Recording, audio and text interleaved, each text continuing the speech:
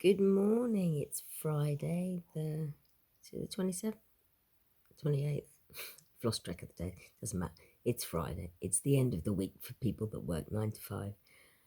Anyway, because it's Halloween coming up on Tuesday and everyone's doing a lot of partying this weekend. My lovely feathers.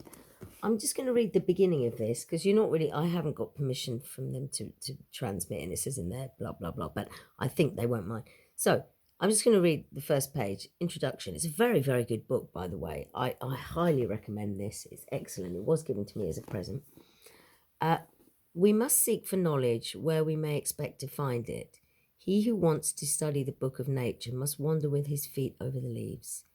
Every part of the world represents a page in this book, and all the pages together form the book that contains her great revelations. So declared Paracelsus some 400 years ago, and it remains just as true today. If we are to become practitioners of natural magic, we must first learn to understand nature. We must learn of the cyclical character of the seasons, tickling my nose. We must learn of the inherent power in that cycle. And above all, we must learn to handle that power both in ourselves and in our surroundings. Today and in the future, this means learning to cooperate with the world in which we live, not trying to gain mastery over it. Rather, it's gaining mastery over ourselves and the power that we have. Some of that power is self-evident and comes from within ourselves, and some is inexplicable and comes from beyond, supernatural. We cannot come to an understanding of what magic, the art of influencing the course of events by the occult control of nature or the spirits, really entails until we take a look at the religions of the world and find out how they learn to deal with the inexplicable and the supernatural. When we do this, we discover that man is, and always has been, trying to deal with a duality which he perceives beyond his world, that which is within him and that which is beyond. When he gains a degree of control over this duality, he begins to recognize that he is on the way to becoming a magician. The term magician, magic, can be taken to mean all practitioners of magic, whatever system they have developed in order to impose an element of control on themselves and their surroundings, whether they call themselves shaman or high priest. Now, I'm not going to talk any more about that. I did actually study at school. I did O-level world religions, so I studied all religions, and I have 7 different religions in my family. It's a lot. There's always something going on. And of course, most celebrations are to do, there's always food involved as well. So having learned to cook various different kinds of food for different occasions.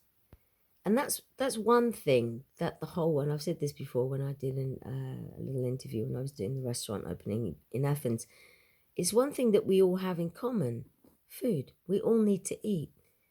And there actually is enough food in this world for everybody to eat enough every day. And there is. And people will say, no, that there is. The biggest problem is, and I always thought about the world's falling over because there's too many fat people on one side. Not fat, whatever, don't. So eat too much. They eat too much of the food, so the people on the other side don't have enough to eat. There's enough food in this whole world for everyone.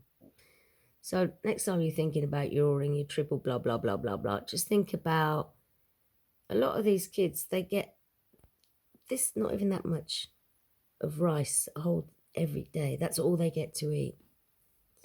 And I see so much food. I don't hate anything, but I really hate food wastage. It's not necessary. Don't do it. If that's all you got to eat, you had no idea.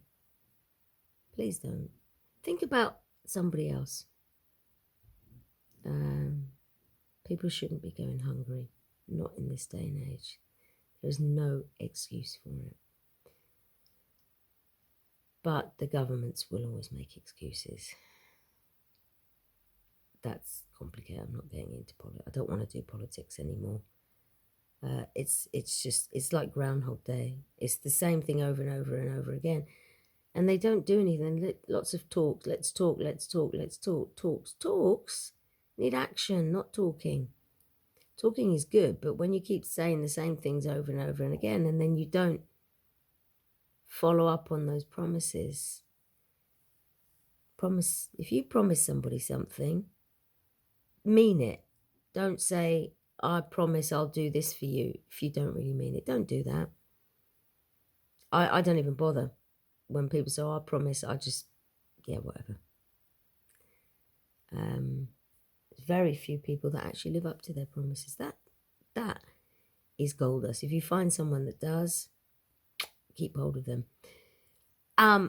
So I'm sitting in, look, hello, I'm in my psychologist chair, and it's lovely, and I can sit in it like this. So have a good day, have a lovely weekend, be careful, be safe, don't let the ghouls get you. I always find Halloween a bit scary. Well, I don't, because I like ghosts. Boo!